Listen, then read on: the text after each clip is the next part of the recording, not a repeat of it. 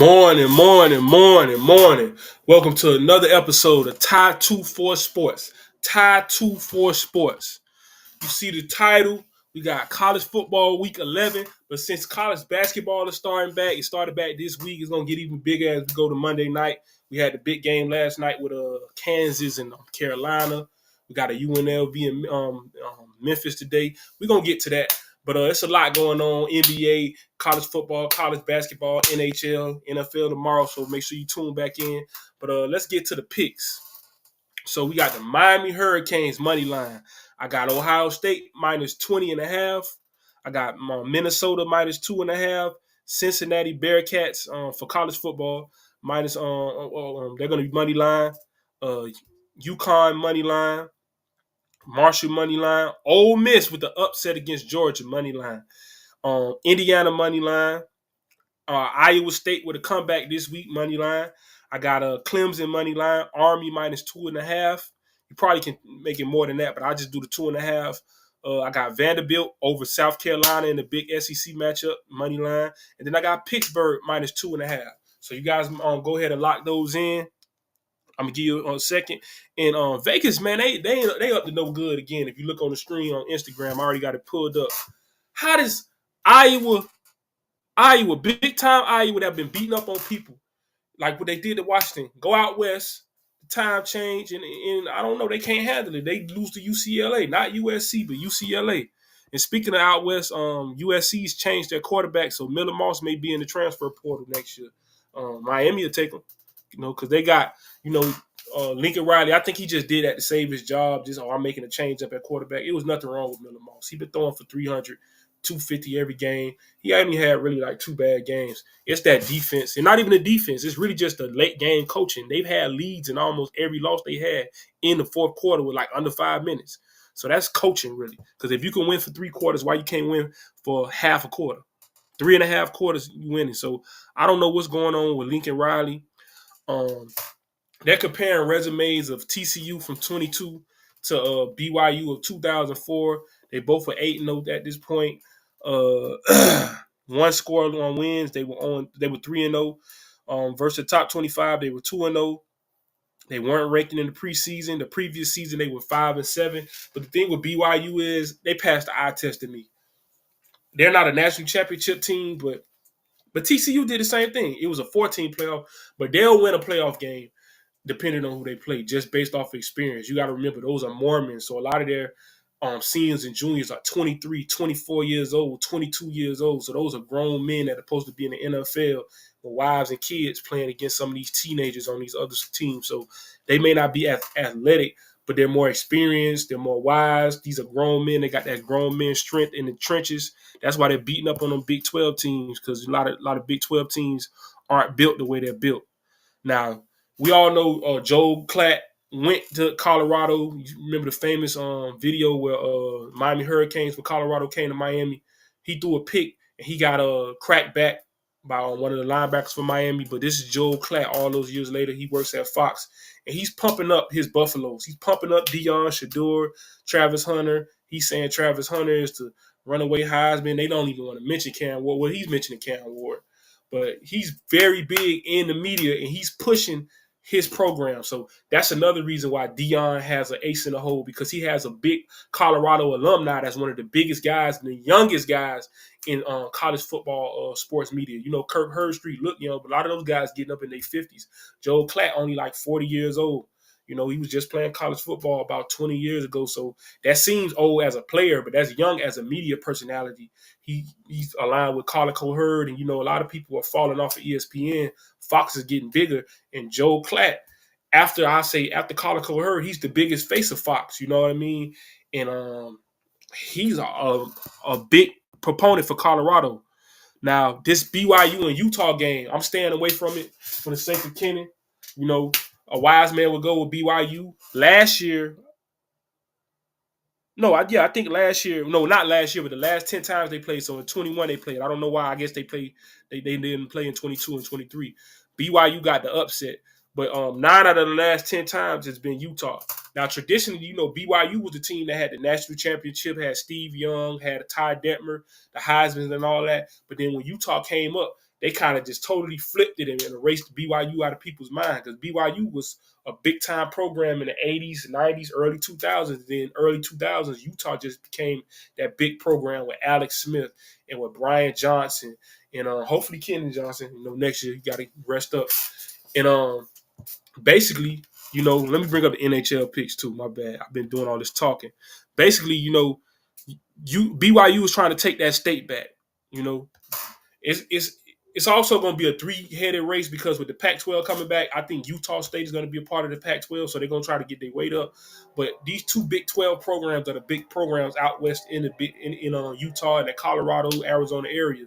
As far as recruiting, everything, this means a lot, because Utah is down, but they're still 4-4. So this Utah BYU matchup tonight is going to be very pivotal. Utah is still a Big 12 program, so they can beat BYU.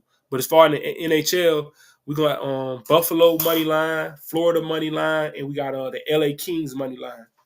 So I'm gonna leave that up there, and we're gonna talk some more college football. I can kind of get long-winded. Sorry about that, but I'm passionate about this sport. Now, this is Joel Klatt. Speaking of Joel, some of his top picks for week 11. I would go with my picks over his, but hey, you see him on the screen. He has Alabama -2.5 going at LSU at nighttime. That's the toughest place in the country to win at night. Then he has Georgia -2.5 going to Ole Miss. You're wrong, Joe. Sorry. Then he has Indiana -13.5 against Michigan.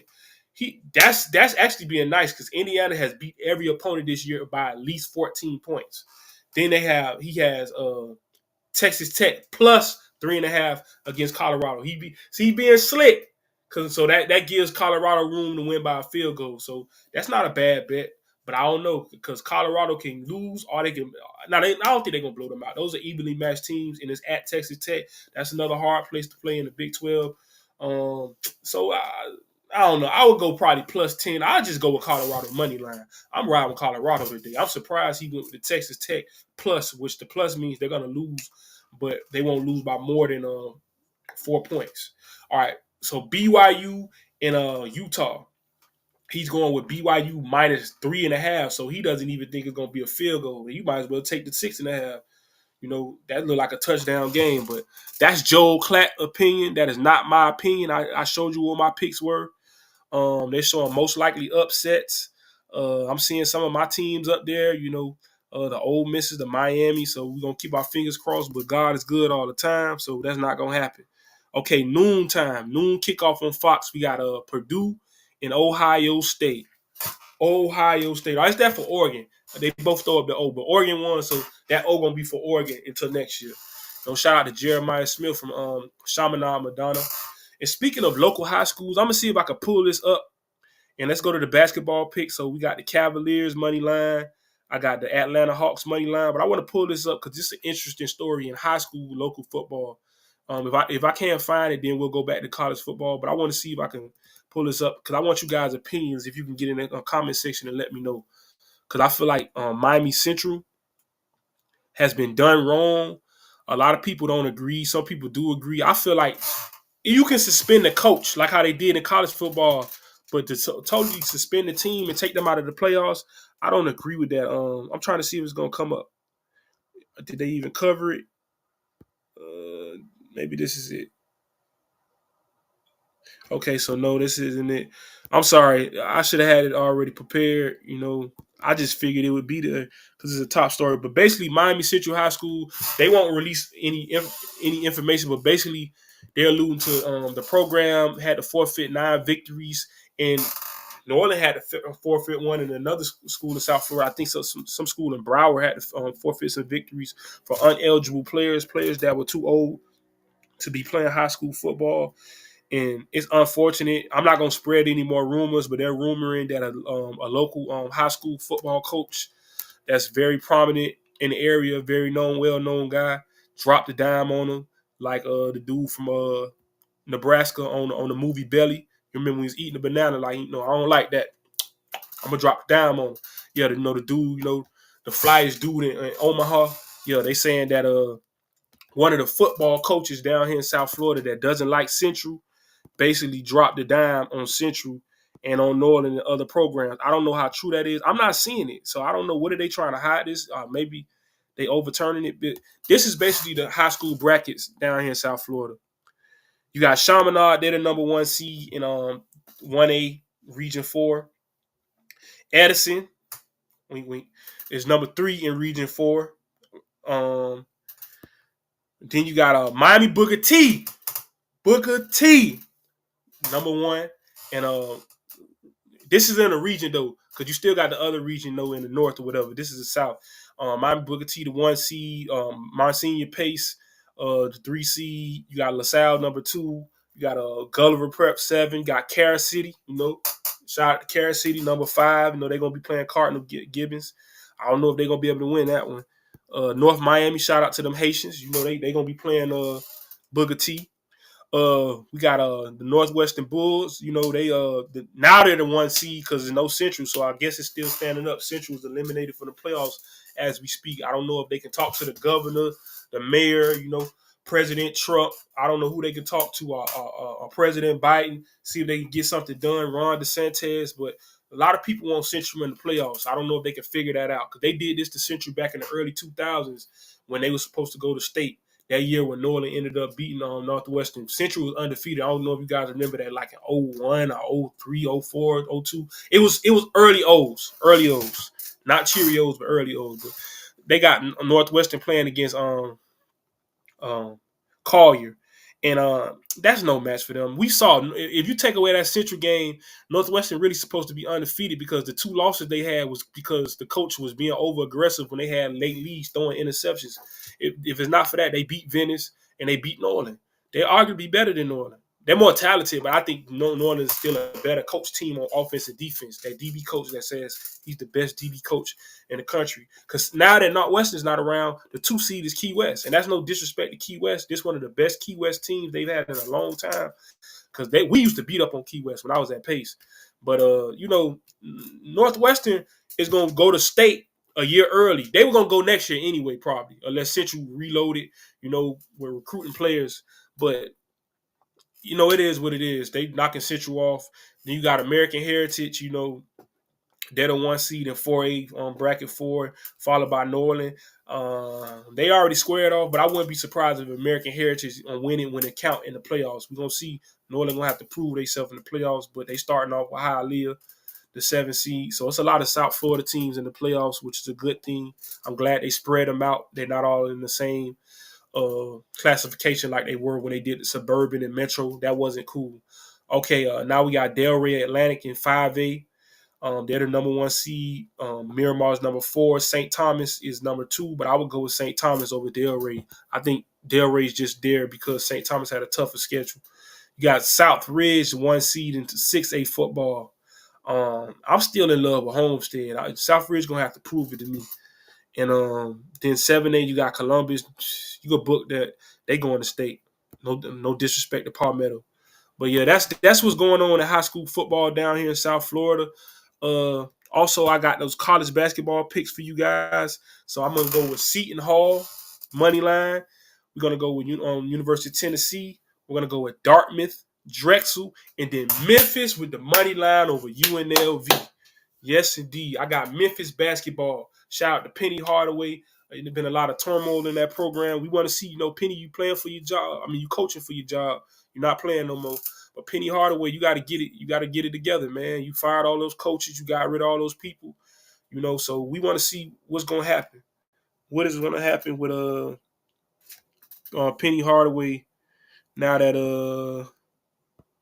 sorry, I'm still searching for that Central story. If I can't find it, I can't find it.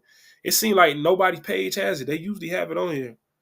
I'm surprised. Footballville don't have it. 305 Sports, because I wanted you guys to see it for yourself. Because the way they did it, they not revealing how old the kid was. I just feel like, man, they should have suspended the kid, suspended the coach, and let one of the assistant coaches coach the team. I don't feel like a bunch of kids that have been working on their butt off since January should be eliminated from the playoffs, all because of a mistake. Okay, here it goes. All right, so 9-time Florida State champion Miami Central forfeits 9 games for using ineligible player. Says Miami Central, yeah. And now let's see what people in the comment sections are saying about this. And then we're going to move off of this. So it says ineligible player was 20 years old. It says, was it age or grades? Florida, I believe, has the rule that you can't turn 19 during the season. So if you start off the year at 18, because I guess you failed, or maybe you started school late, you know what I mean? Let's say you a September baby and you turned 18 uh late September, that's cool. But if you were 18 since the spring, no, since last year, let's say you turned 18 last December and you was in 11th grade, and now you no last November, and then you turn 19 in this November, then you can't play. Which I don't know about that, because you could be in your right grade. Let me think.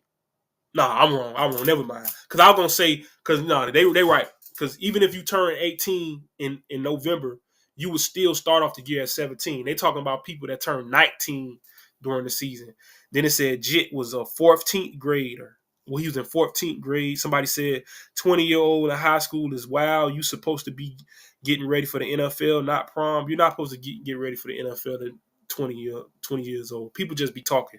Most NFL rookies are 22, so you need to speak what you know. A lot of those 21, 20 year, there's no 20-year-olds in the NFL because got to count. 18, 19. Okay, so you're saying getting ready, but most kids are not ready for the NFL their junior year.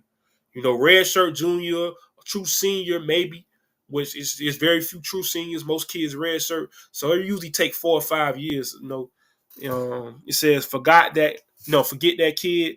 Imagine all the other players. See, this is what I'm looking for. Imagine all the other players who work hard, showed up and played, and now have no season and limited film to try and get recruited. Really sucks for them because of coaches making bad choices. That's what I'm saying. Just remove the coach. Remove the coach and let the kids play. Because they playing God. Some of these kids, I don't want to get into certain police cases back in the day, but there's certain kids that came from certain programs that had criminal histories. Just because they may have had to have a firearm just to walk home from school safely, because you in a gang infested area. You may not be a gangster, but you just got something to protect yourself, to get to and from school, because they try to bully guys, and let's say you get caught with it and whoop-de-whoop. If some of these kids, I know from my personal experience, guys I played with, some of these kids, if they don't go to college, they go into the block, they go into the streets. You can say all that get a job stuff, but Trump, he in office, but we don't know how long it's gonna take for effect. We living in a city where your mama kick you out at 18. Who can what 18-year-old can get a job where you're gonna be able to afford $3,000, $2,500 a month rent when they paying $9, they paying $750, they paying $850. You ain't got no job experience. Who gonna hire you? So these kids need to go to school. They need to get in somebody's school. This is not some of these cities in the East Coast or West where they got more opportunity. In South Florida is limited opportunity. South Florida is a facade. You got South Beach, but Miami, I think 17% of the city live under the poverty rate. That's what it said a couple of years back. So it's a lot of rich and then poor. And then a lot of poor people acting like they middle class when they really just middle poor. They're not middle class. So a lot of these kids, they need these scholarships to get out of the ghetto, man. I don't care if you're going D1, D2, D3. A lot of them, they just need to get out of this environment just for their safety. It's not even just for the education. Even if they come back home and work for the county. A lot of people think because they went to school and didn't graduate or not using their major that it was a failure. No. I just saw something earlier talking about it's people at your age that's not here.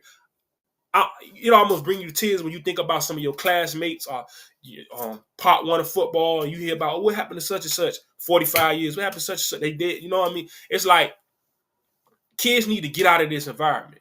So I'm not saying that, I know people going to be like, oh, you could do it with your grades in school, this, that, and the third. But, if you involved in the school system, it's certain schools in certain areas, even public schools, where they emphasize reading, they emphasize getting prepared for the test. And then there's other schools where kids get good grades, but they just get pushed through. And when it's time to take the SAT and the ACT, the education that they received in the inner city may not be equivalent. I've seen this firsthand where you go to certain schools in certain areas and they have AR programs where the kids get rewarded for reading a book a week or whatever, and they rushing to go to the library. I've heard about this, so I've heard. So, some of these kids come from areas where And that's why I try to encourage them to go to the public library. If you have a child, you off on the weekend, the library open, it don't take number 30 minutes. I don't want to get on my soapbox preaching, but even you can go to minibooks.com. They got something called immersive reader where it highlight the words and then read the book to you, because that's another thing I saw where the literacy rate is kind of low in America in general. So I think, just broadening your horizons, getting out of South Florida, getting out of Chicago, New Orleans, some of the inner cities, these kids need these scholarships to get up out of these areas. So a lot of these ADs and principals and people that be making these decisions, I know they may mean well, but think about the lives that's at stake. It's not about the adults. It's about the kids. You know what I mean? Like, if you're going to be involved in the school system, you should always be a person that's for the kids first. But I ain't mean to get so emotional about that. But that just kind of bothered me, because I remember that almost happened to Northwestern, but Northwestern is Northwestern, so it never happens. You remember when they had this situation in 06 and 07. But these kids at Central, and I don't even care for Central, but I want to see these kids, get to, follow their dreams. You know what I mean? Because, I know a lot of guys that never got to make it out of South Florida, and they never made it, period. So here go the NBA picks. Here go the NHL picks. And then here go the college football picks. I'm gonna leave those up because those may take a while. I'm sorry if I'm going too fast. You can just pause it. But yeah, you got Miami, Ohio State, Minnesota, Cincinnati, UConn, Marshall, Ole Miss, Indiana, Iowa State, Clemson, Army, and Vanderbilt. I'm sorry, I'm acting like I can't read. Vanderbilt and Pittsburgh. So that's gonna be the show for today. God bless. Please donate to the cash out down at the bottom, and let's see who wins.